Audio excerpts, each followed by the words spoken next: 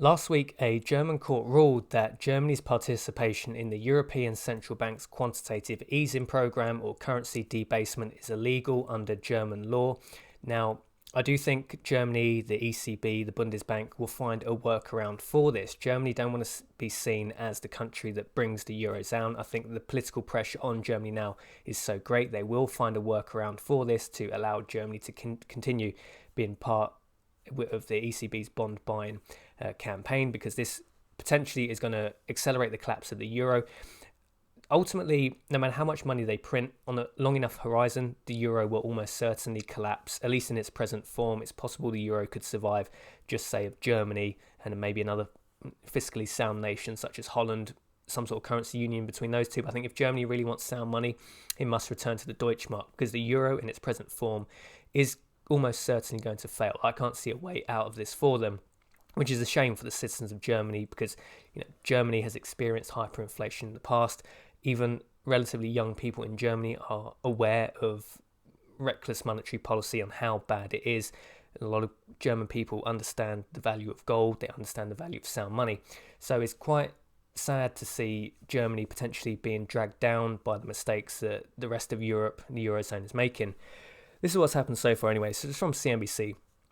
Germany's shock court ruling against the European Central Bank challenges the stability of the Eurozone.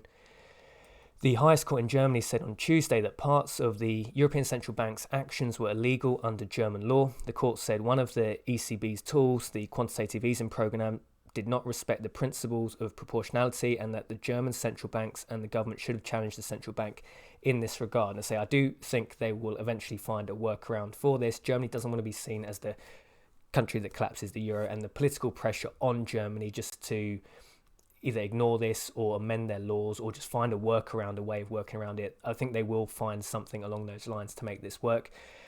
But ultimately, the euro will almost certainly collapse, because the problems are just too great now. And no matter how much money they print, these problems aren't going to go away, because countries like Italy are not going to pay down their debts. This problem will just get bigger and bigger. Ultimately, by printing money, buying bonds, they're just kicking the can down the road. And when it does collapse, I think it's going to be a lot bigger. But politicians don't really like taking the medicine. They don't really want to take the actions that are going to be potentially not going to get them re-elected in the next election. They're only thinking about the re-election of themselves. So Italy, debt sustainability supported by ECB as COVID-19 crisis brings rise in debt and funding needs. The ECB's bond buying program are crucial to ensuring Italy benefits from low interest rates, so a future move to wind down net purchases could increase longer-term financing risks given structurally higher yearly funding demands. So essentially what they're saying is, without the ECB buying Italian bonds, Italy cannot continue rolling over its debt, because it can only roll over its debt at such a cheap rate because the ECB is in there, it's buying bonds, it's keeping the yields low. We expect public debt to rise above 155% of GDP level in 2020. Now, when countries go past about 100% debt to GDP level, these debts essentially aren't getting paid off. They're either going to be monetized, i.e. you just print money and pay back your bondholders with that printed money, which becomes increasingly devalued, or you just default. There's 155%. Italy isn't going to pay back on its debts, right? These debts are just too big now. This is a serious problem for everybody. This is a serious problem for Germany, German banks that hold Italian debt, the European Central Bank that obviously owns billions and billions of Italian debt, the wider global finance industry. You're not going to see a country like Italy collapse and it not have ripples around the world. This is a very serious problem. Nobody wants to see Italy collapse. It's bad for everybody in the UK. This will mean a very severe financial recession if and when this happens, right? Now, the European Commission, the ECB, are meant to have mechanisms to stop this ever becoming a problem. It's difficult to find information on this Stability and Growth Pact now. I don't know if the European Commission and the EU are actively trying to remove this from the internet. But I'm sure there used to be more information on this, but I've only managed to found it in this memo from 2002. So member states must avoid excessive deficit positions and keep the general government debt level below 60% of GDP. Now, the reason for that is if countries are keeping their debt to GDP level below 60%, there's a good chance you're not going to default, right? When you get to 100% with increasing certainty, that country is probably going to default. Once you're at levels of 155%, these debts just really aren't going to be paid back, right? So to emphasize the problem that Italy's in, Italy's GDP is about 1.8 trillion euros.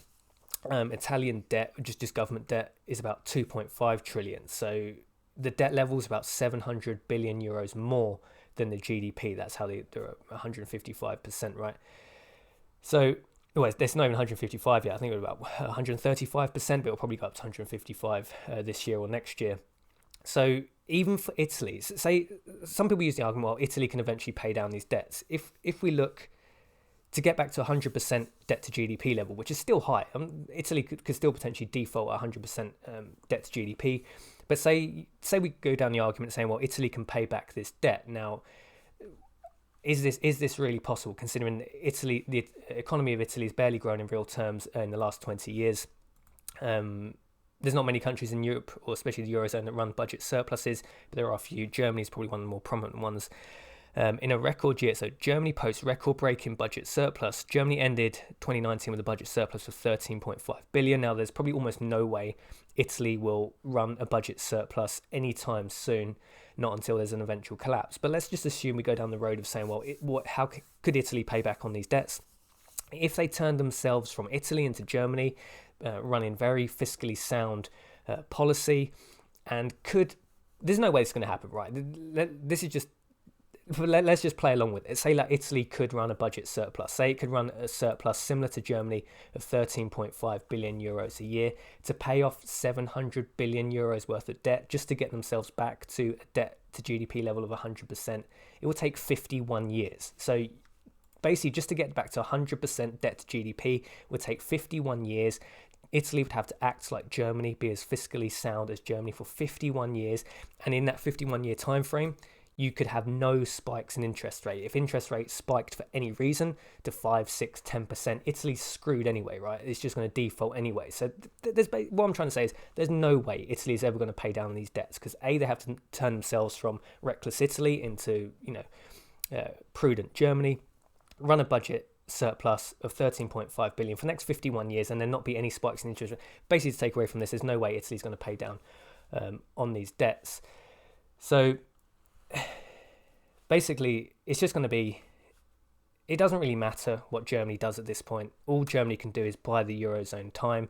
If Germany stops participating in quantitative easing, it just means we're going to see the accelerated collapse of the Eurozone. As soon as a big nation like Italy collapses, it's probably the end of the Eurozone. As I say, the Eurozone could continue as, just say, like Holland and Germany, and I don't know, that's probably about it. It's just realistically not going to happen. Eventually, I think Germany will have to return to the Deutschmark. It's probably going to come sooner than a lot of people expect. I mean, it's probably not going to happen overnight, but over the next few years, this situation will continue to get worse. Italy is never going to pay down on these debts, and it's not just Italy. There are a basket of countries that are complete basket cases, Greece, Spain, Portugal, Ireland.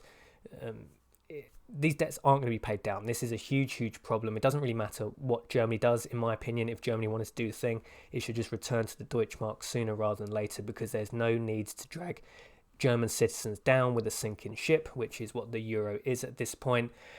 Ultimately, it's unlikely the Germans will do that, because there's a wider political thing. They would happily sacrifice their own citizens for this wider project, unfortunately, in my opinion. Maybe I'll be proved wrong by the German politicians, but I'm not too sure that I will be. There'll be wider consequences, probably the rise of nationalistic governments off the back of this, as German citizens start waking up to what the European Central Bank and the Bundesbank are doing to them. It's not going to be a pretty picture. Italy's not going to pay down on its debts. The wider Eurozone will collapse. Money printing, QE, currency debasement will only buy them time. Thanks for watching this video, guys. If you like it, like, comment, share, subscribe, and as always, I will see you in the next video.